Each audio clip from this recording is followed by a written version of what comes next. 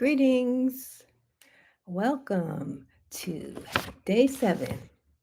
Maintaining balance requires a moment to moment commitment of our 40 days of well being concepts for a balanced living.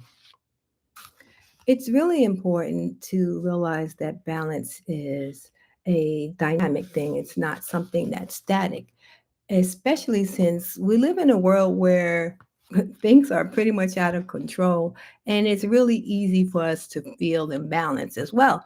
And so we're in a world where everything is pretty unstable and instability has become a norm. We have to consciously give balance a really more focused amount of energy because every moment's going to bring up a new set of circumstances, a new configuration of energy that's just changing up things in the universe. And that brings us fresh opportunities for balance and aligning with the harmonious flow of life because we're always in a dynamic process of becoming. And again, balance is dynamic, just like change. And balance is that constant dance that's a look for harmony between motion and stillness, between action and reaction. And what it really is an integration of opposites. So the key to maintaining balance is not to resist change, it's to flow with change and to adapt and adjust our internal balance to respond to external things. And to do that, it really helps to build up or foster a sense of detachment where you don't get swayed by not just the ups and downs of the world, or also you're not being swayed by your mind. It's a calm and quiet state of alertness that allows you to relax and respond. And of course, it's about building up an inner serenity that's not dependent upon anything that's external to us. And therefore, it requires moment to moment commitment. It's a commitment to stay aware and present and to flow with those fluctuations of our mind that are based on the fluctuations that are occurring externally. And so there are really, I'd say, 4 pillars to balance, right? The first is commitment. And the commitment means that we continue to do something even when the energy that was there when we made the commitment is no longer there to um, prompt us and push us forward. Because what always happens is when you quit too soon, you end up repeating the same loop. And so we want to follow our experiences to conclusion. And a second pillar for balance is to keep moving forward. It's just like riding a bike. In order to stay balanced, you got to keep moving forward. A third pillar is to integrate all aspects of your life. Life is not a pie that you just slice up like into work, personal time, family time, social time. It's an integration, it's a flow. And that's how you get the balance. So you want to find the flow. And in order to do that, sometimes you just have to set up boundaries for where and when you want to focus your energy.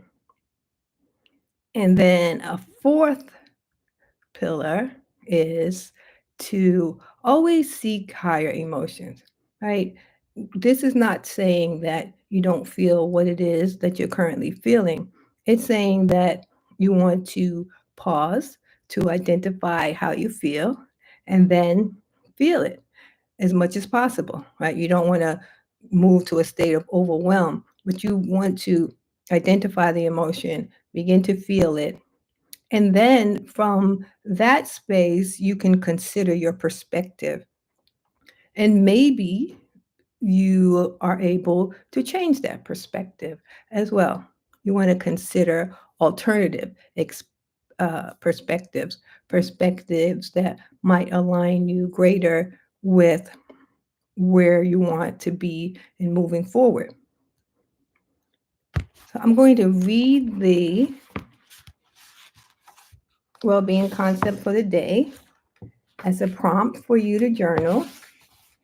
And the intention is to listen to the well-being concept, see that how that will help you to expand your mind, jot down some thoughts about the concept and what you initially think about it, then have the experience of the concept, integrate it into your day, and then at night, take some time to reflect and go back to journaling. So I'm going to read the concept and then we'll end. And I hope that you will use those next few moments to stop and journal. Maintaining balance requires moment to moment commitment. Your mind is an entry point to the world. Everything that you experience is a function of your state of mind. With the goal to stay as centered as possible, compare emotional states to a pendulum that swings back and forth. The closer that pendulum is to the center, the more balanced you are. The outer limits of that sway represent emotional highs or lows. Before you swing out too far, you can identify how you're feeling without judgment. Name the feeling and use time to balance. Then later, when calm, explore how to resolve any issue. A balanced state of mind allows you to rein in your feelings while still acknowledging them. Managing the mental state you live in, called mind management, is simply a matter of practice. Turning inwards is critical to hearing your inner self, to your well being, and to your uniqueness. Today, take many timeouts to hear your own thoughts and find balance.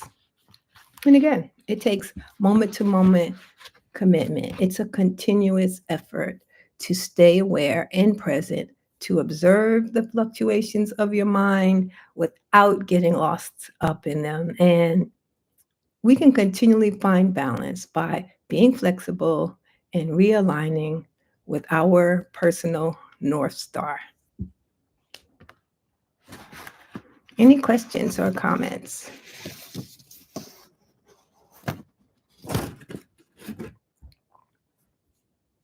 Well, join us tomorrow as we continue the 40-day journey for balance with 40 well-being concepts from my book, Balance is a Juggling Act. And you can get the book from BookBaby or Amazon. The links are included in the comment section.